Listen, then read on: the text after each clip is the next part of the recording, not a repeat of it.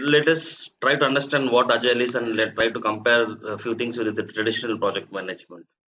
Okay, as you know, Agile. Okay, there are so many frameworks under Agile, which are like Scrum, XP, and so many things. We'll talk about the Scrum framework just to understand how it is. Okay, comparing with traditional and Agile, primarily in traditional, scope gets fixed, whereas in Agile, scope keeps can change also. Okay, scope can vary. It is not fixed in Agile. So as is given, Agile features are estimated, but resources and time are fixed. It is about delivering value to the customer. So Agile project generally in Scrum framework, you say there are few roles. Like we have a one role called product owner, who actually decides on the business priorities, and who is the one who gathers the requirements from the stakeholders, and he will give it to the team. When I say team, the team in Agile is a cross-functional team.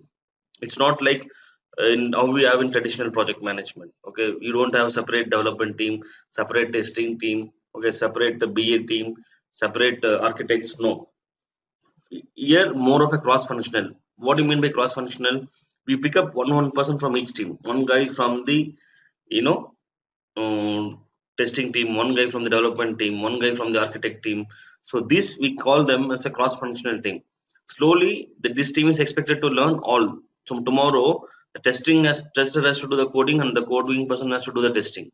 That's where the knowledge has to be shared in the agile projects. So it says the team is responsible for planning, scope, development, and has authority. There is no project manager role in agile. It's more of a coach or a scrum master, we'll say. In scrum, it's called a scrum master role. We can say equivalent to a project manager role, but not exactly. And then all the requirements are said to be okay. And already we have discussed this slide in the beginning itself.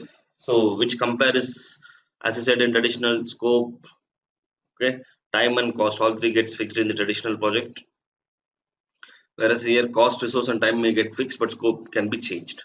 In agile, we do things in sprint. When I say particularly talking about a scrum, we say it as sprint, otherwise it's a iterations. The bigger one we are going to do a smaller chunks. Okay, in agile we go with the approach of iterative and incremental. You remember we discussed about this iterative and incremental. Iterative is repeating things again and again and again, whereas incremental is feature by feature we keep on adding. So agile follows both. We go in iterative approach and then incremental approach. So now WhatsApp is a good example for this, for an incremental approach. You can understand how WhatsApp, when initially it came from the market, initially it came as a normal application, SMS application or a chat apps, we can say.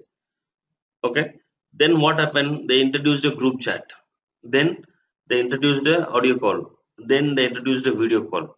Okay, so generally they have so many, basically they have the full product vision. Okay, but slowly one by one they keep on adding it as they see how the product is moving in the market. Based on that, they try to invest more and more. It helps the business to plan and take decisions easily in the agile projects. Okay, they have a high level product vision. Okay, so in simple I can say this way. So generally business, what it has is, they will have something like for example, this is Jan to December. So for example, Jan 18 to December 18, they have a high level product vision.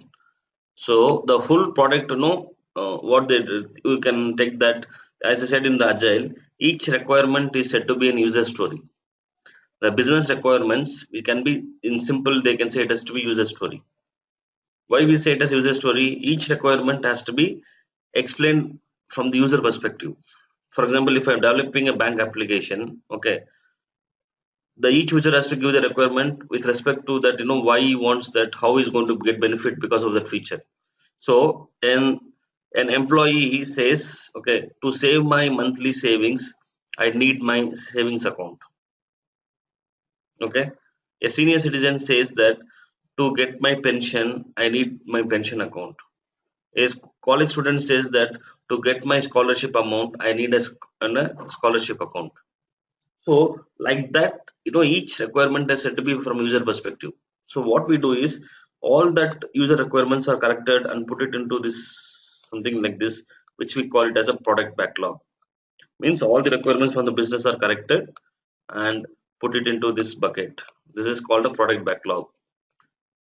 Because if you clear all this backlog, you will get your product. In short, it is said to be PB also, or PBI, PB. PB means product backlog, PBI means product backlog items. Each one is item, each one is a user story. You can assume that each one is a user story. So like that, you assume that if you collect all the user requirements, you may get around 100 or 200 something. So the business has planned all these 100 user stories has to be delivered between January to December. So they were doing it in a release, as per the release they want to do it, for example. Okay, so this is your R1 release 1. First release you want to do here, then you want to do a second release here, and this is what they do a third release, for example. Okay, each release, again, for example, they plan this. Assume that for logic to understand this, each release is planned with 25 user stories. That way your fourth release will have the 100 user stories, right? So 25, 25, 25. Okay, and another 25 will come here. So for all 100 stories are planned to deliver this way. Now in this 25, how they're doing, planning to do, they do it in each sprint. Okay, each sprint means you can take each sprint will go for 2 weeks or 4 weeks. So if I assume each sprint is a 4 weeks, means 1 month each sprint goes. In a sprint I will do, you can, based on the team's expertise, you can find out how many user stories they can do. First time if you're doing, you need to do a 2 iterations pilot or 2 sprints as a pilot, and then you can find out the team's velocity. So in this you are saying this 25 gets splits into, you will do 8 here, 8 user stories, you will do another 8 user stories here, 8, 8 and 9. So this is how you planning it to release that. So after that, one iteration, maybe a buffer iteration, generally they will add. Okay, and finally they will release for the release 1. In the release 1, all the 25 user stories will get released, and they will go with a feature of MMF, minimum marketable feature. Whenever they do a release, they ensure that there is a marketable features in that. For example, what motivates you to download, upgrade the WhatsApp?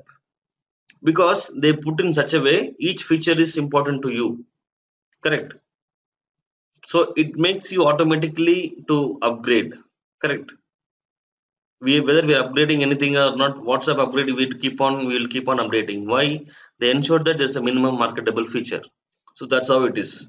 So again, in the next, once you release this, the next release you will plan for again the next 25. So again 8, 8, 8 and 9, or you can, team can slowly improve also. They can go with 9, 9, 9 also. I'm just telling you. So it depends, based on the team's velocity they will determine. Like that they would have planned. Each release generally happens in a quarter. In a quarter, one release they will do.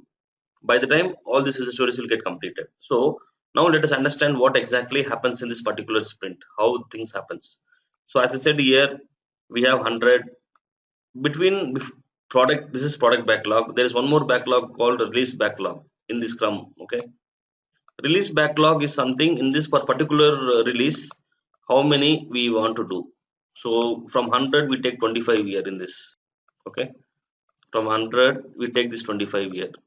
Okay. First we take in 25, something like release. This release we have agreed about 25 user stories. Now from this, the iteration for 25 we take the first 8 into this.